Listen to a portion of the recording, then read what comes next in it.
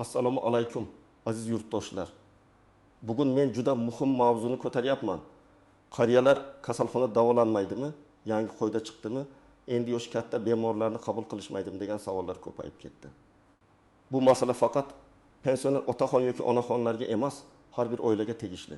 Chunki bugun ota-onamiz, ertaga o'zimiz ham shifokor yordamiga muhtoj bo'lishimiz mumkin. Shuning uchun videoni oxirigacha ko'ring. Men hozir sizga nima o'zgarganini, qaysi holatda kasalxona rad etishga haqli emasligini, qaysi holatda yo'llanma yoki hujjat talab qilinishini, qariyalar qanday xatolarga yo'l qo'ymasligi kerakligini oddiy tilda tushuntiraman.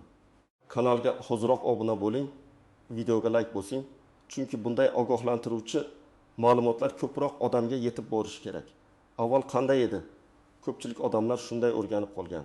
Bemor holsizlansa, bosimi ko'tarilsa, yuragi sanchisa yoki oyog'i shishsa, darrov kasalxonaga olib boriladi. Qabul bo'limida shifokor ko'radi, kerak bo'lsa yotqizadi, kerak bo'lmasa uyga javob beradi. Ayrim joylarda tanish bilish orqali ham tezroq yotqizish, bo'limga joylashtirish, analizlarni tezroq topshirish odati bo'lgan. Odamlar buni kasal bo'lsam kasalxonaga boraman, yotaman, davolanaman deb tushungan. Lekin hozir sog'liqni saqlash tizimida tartib kuchaymoqda. Har bir bemorni kasalxonaga yotqizish uchun tibbiy asos bo'lishi kerak. Ya'ni yoshi katta, uyda qaraydigan odam yo'q. 1-2 kun tomchi olib yotsin. Pensioner odam. Ehtiyot uchun yotqizaylik degan sababning o'zi yetarli bo'lmasligi mumkin. Shifokor bemorning ahvoliga, tekshiruv natijalariga, tashxisiga, xavf darajasiga qaraydi. Agar kasallik ambulator, ya'ni poliklinika yoki oilaviy shifokor nazoratida davolansa bo'ladigan darajada bo'lsa, kasalxona yotqizmasligi mumkin. Mana shu joyda odamlar qariyalarni davolashmayapti, yangi qoida chiqibdi. Pensionerlarni kasalxonaga olishmas ekan deb vahimaga tushyapti. Men buni aniq aytaman. Yoshning o'zi davolashdan bosh tortish uchun asos bo'la olmaydi. Bemor 7 yoshdami, takun yoshdami, to'qin yoshdami, agar shoshilinch holat bo'lsa, unga yordam ko'rsatilishi shart. Lekin rejali davolanish, bo'limga yotish, operatsiya, reabilitatsiya yoki tekshiruvlar uchun tartib, navbat, yo'llanma, hujjat va tibbiy ko'rsatma talab qilinishi mumkin. Eng katta o'zgarish shuki. Kasalxona endi ko'proq hujjat va tibbiy asosga qaraydi. Masalan, bemorni ichki kasalliklar bo'limiga yotqizish uchun faqat boshim aylanmoqda deyish yetmaydi. Qon bosimi necha bo'lgan? Qaysi dorilar ichilgan? Yurakda o'zgarish bormi? EKG nima ko'rsatdi? Qonda qand, hemoglobin, kreatinin, infeksiya belgisi bormi? Nafas qisishi bormi? Kislorod darajasi tushganmi? Bularning hammasi hisobga olinadi. Avval ko'p odam kasalxonani dam olib davolanadigan joy deb qabul qilgan. Hozir esa kasalxona asosan statsionar davolanishga haqiqatan ehtiyoj bo'lgan bemorlar uchun ajratilmoqda. Bu nima degani? Agar bemorga uy sharoitida dori yozish, poliklinikada ukol olish, kunlik qatnab muolaja qilish yoki oilaviy shifokor nazoratida davolanish yetarli bo'lsa, uni kasalxonaga yotqizmasliklari mumkin. Bu har doim ham yomon niyat emas. Chunki kasalxona o'rinlari cheklangan, og'ir bemorlar ko'p. Shifokorlar esa har bir o'rinni eng muhtoj bemorga berishga majbur. Lekin muammo shundaki, ayrim joylarda bu tartib oddiy odamlarga yaxshi tushuntirilmaydi. Qabulxonada joy yo'q, yo'llanma yo'q. Siz poliklinikaga boring. Yotqizmaymiz deyshadi. Lekin nima uchun yotqizmasliklarini yozma yoki aniq tibbiy izoh bilan tushuntirishmaydi. Odam esa jahli chiqadi, qo'rqadi. Ayniqsa bemor qari bo'lsa, endi qari odam kerak emas ekanda degan og'ir xulosa keladi. Men sizga shuni tushuntirmoqchiman. Har bir rad javobining sababi bo'lishi kerak. Agar shoshilinch holat bo'lsa, rad etish mumkin emas. Agar rejali holat bo'lsa, sizdan hujjat, yo'llanma va navbat so'ralishi mumkin. Birinchi navbatda yurak qon tomir kasalligi bor qariyalar ehtiyot bo'lishi kerak. Masalan, 7-2 yoshli otaxonning bosimi 200 ga bigion bo'lib, ko'kragida og'riq paydo bo'lsa, chap qo'liga og'riq bersa, sovuq ter chiqsa, ko'ngli aynisa, bu oddiy bosim ko'tarildi emas. Bu yurak xuruji belgisi bo'lishi mumkin. Bunday holatda ertalab poliklinikaga boring deyish to'g'ri emas. Tez yordam chaqiriladi. EKG qilinadi. Zarur bo'lsa shoshilinch kasalxonaga olib boriladi. Bu yerda yosh muhim emas, holat muhim.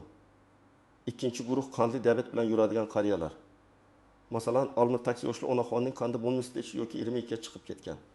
Og'zi quriyapti, ko'p suv ichyapti, holsiz, xushyorligi pasaymoqda yoki aksincha insulin olganidan keyin qandli kibiga tushib titrayapti, ko'zi xiralashyapti, gaplari chalqashmoqda. Bunday holatlar xavfli.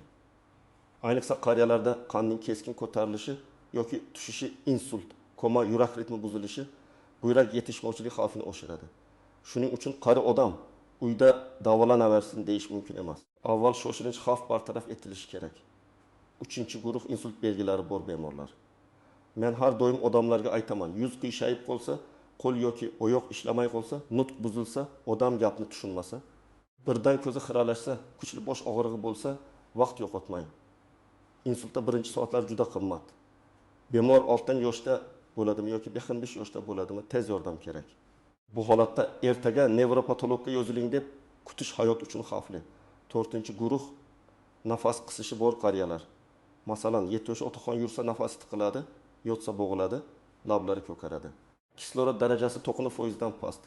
Bu yurak yetishmovchiligi, o'pka yallig'lanishi, tromb, astma yoki boshqa og'ir holat bo'lishi mumkin. Uyda 1-2 dona tabletka iching bilan o'tib ketmasligi mumkin. Ayniqsa istma, yo'tal. Ko'krak og'rig'i, hushdan ketish bo'lsa, darhol tibbiy yordam kerak. Endi boshqa tomoni ham bor. Har bir bosh aylanish, har bir bel og'rishi, har bir bo'g'im og'rig'i kasalxonaga yotishni talab qilmaydi. Masalan, 2000 yoshli onaxonning tizzasi 5 yildan beri og'riydi. Harakat qilganda kuchayadi, isitma yo'q, oyoq qizarib shishmagan, umumiy ahvoli yaxshi. Bu holatda uni travmatolog yoki revmatolog ko'rishi, rentgen yoki analizlar qilinishi, dori va fizioterapiya belgilanilishi mumkin. Lekin shu zahoti statsionarga yotqizish shart bo'lmasligi mumkin. Yoki 75 yoshli otaxonning bosimi bidi eshitimiga to'qqin bo'lib turibdi. Lekin ko'krak og'rig'i yo'q, nafas qisishi yo'q, hushyor, gapirishi yaxshi, EKGda xavfli o'zgarish yo'q. Bunday holatda shifokor dorilarni tartibga soladi, kuzatuvga oladi, poliklinikaga yuboradi.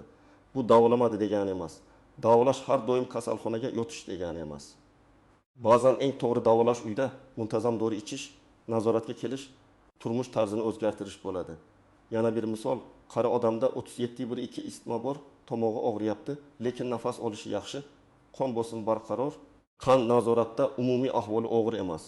Bunday bemor oilaviy shifokor nazoratida davolanishi mumkin. Lekin shu odamda isitma 39 bo'lsa, hushyorligi pasaysa, siydik kamayib ketsa, qon bosimi tushib ketsa, bu allaqachon boshqa holat. Demak, yoshga emas, belgilar og'irligiga qarash kerak. Men ko'rayotgan eng katta xato shuki, odamlar yo'llanma bo'lmasa qabul qilishmaydi degan gapni shoshilinch yordamga ham qo'llab yuborishmoqda. Bu noto'g'ri tushuncha. Rejali davolanish uchun yo'llanma kerak bo'lishi mumkin.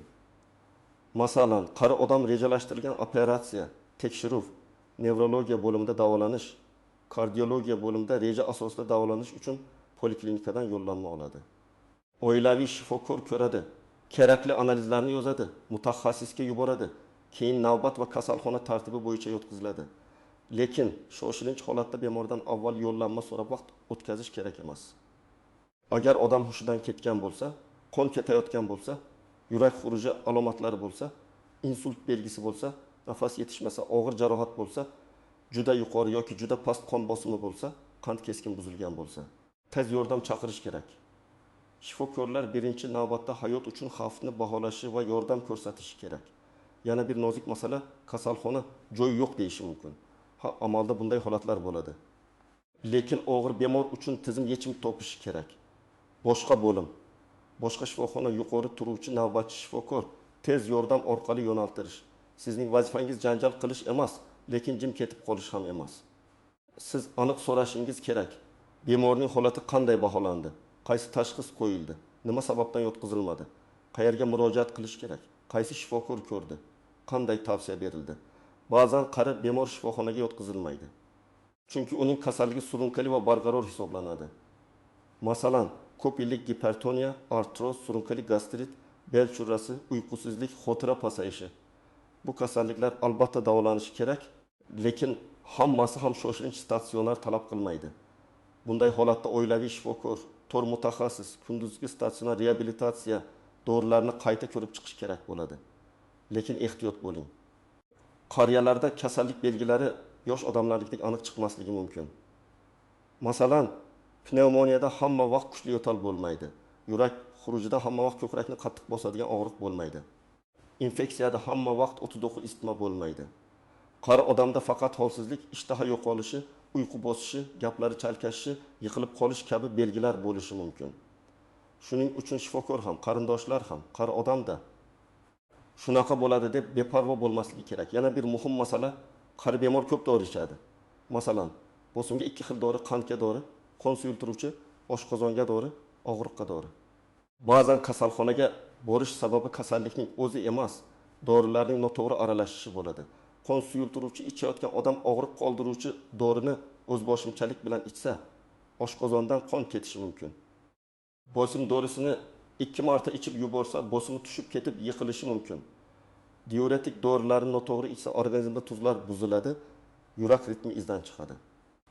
Shuning uchun qari bemorni shifokorga olib borganda barcha dorilar ro'yxatini ko'rsatish juda muhim. Ko'pchilik bilmaydigan yana bir nuansa davolanish bepulmi yoki pullikmi masalasi. Ayrim xizmatlar davlat kafolati doirasida bo'lishi mumkin. Ayrimlari pullik bo'lishi mumkin. Ayrimlari esa yo'llanma bilan bepul yoki imtiyozli tartibda ko'rsatiladi. Pensioner bo'lish hamma xizmat avtomatik bepul degani emas. Lekin imtiyozlar ijtimoiy himoya nogironlik, urush yoki mehnat fakirisi maqomi, kam ta'minlanganlik, ayrim kasalliklar bo'yicha davlat dasturlari bo'lishi mumkin. Shuning uchun pul so'radi. Demak noqonuniy yoki puli yo'q. Demak davolanmaydi deb darrov xulosa qilmang. Avval qaysi xizmat, qaysi tartib, qaysi hujjat asosida ekanini aniqlang. Endi eng kerakli qismga o'tamiz. Agar uyingizda yoshi katta bemor bo'lsa, birinchi qiladigan ishingiz uning hujjatlarini bitta papkaga yig'ing. Pasport yoki ID karta nusxasi, pensiya guvohnomasi bo'lsa, nogironlik hujjati bo'lsa, tibbiy karta, oldingi kasalxona chiqish xulosalari, operatsiya qilingan bo'lsa, epikriz, oxirgi analizlar. EKG, UZI, rentgen yoki MRT javoblari, ichayotgan dorilar ro'yxati alohida turishi kerak. Shoshilinch holatda odamlar sarosimaga tushadi, hujjat izlaydi, dori nomini eslay olmaydi. Shifokor esa aniq ma'lumotga muhtoj. Ikkinchi qadam, dorilar ro'yxatini yozib qo'ying. Dori nomi, dozasi, kuniga necha marta qachondan beri ichayotgani yozilsin. Masalan, enalapril 10 mg ertalab va kechqurun, metformin 5 mg kuniga 2 marta, aspirin 75 mg kechqurun kabi. Agar dori allergiyasi bo'lsa, katta qilib yozing. Masalan, penisillinga allergiya, analginga allergiya, kontrast moddaga allergiya. Bu ma'lumot ba'zan bemorning hayotini saqlaydi. 3-qadam. Shoshilinch belgilar ro'yxatini oiladagi hamma bilsin. Ko'krak og'rig'i, nafas qisishi, yuz qiyshayishi, qo'l-oyoq ishlamasligi, nutq buzilishi, hushdan ketish, qon ketish, qora najas, qayta qusish, qonning juda ko'tarilishi yoki tushishi, bosimning juda yuqori bo'lishi va bosh og'rig'i bilan kelishi, siydik chiqmay qolishi, yuqori isitma va hushyorlik pasayishi, yiqilgandan keyin bosh og'rishi yoki qusish. Bularning hammasida vaqt yo'qotmang. Tez yordam chaqiring. 4-qadam, rejali davolanish kerak bo'lsa, poliklinikadan boshlang. Oilaviy shifokorga boring va og'zaki yotqizib bering demang. Aniq ayting, bemorda falon belgilar bor. Falon dorilarni ichyapti. Oxirgi oyda ahvoli shunday o'zgardi. Tor mutaxassis ko'rgi yoki statsionar davolanish uchun yo'llanma kerak.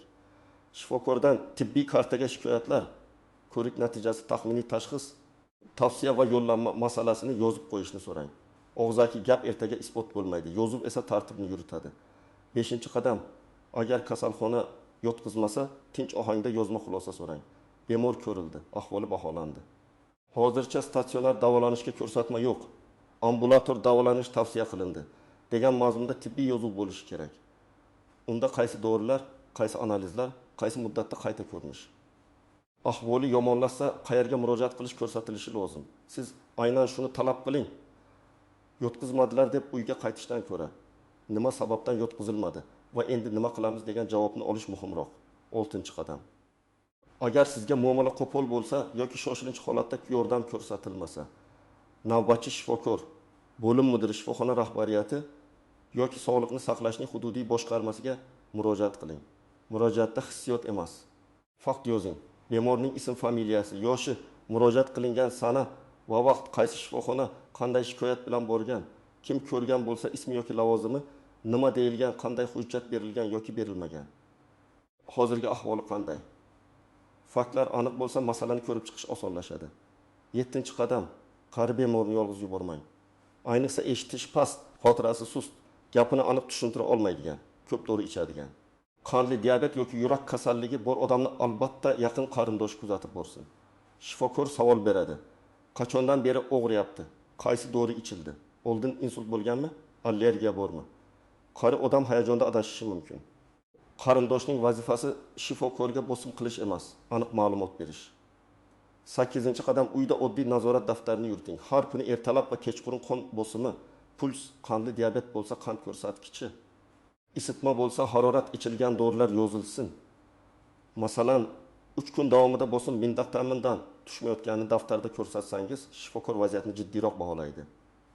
Bosim ko'tarilib yuribdi degan umumiy gap bilan oxirgi 5 kunda ertalab bitta o'qsin, kechqurun 1075 dori ichgandan keyin ham biotomundan tushmadi degan aniq ma'lumotning farqi katta.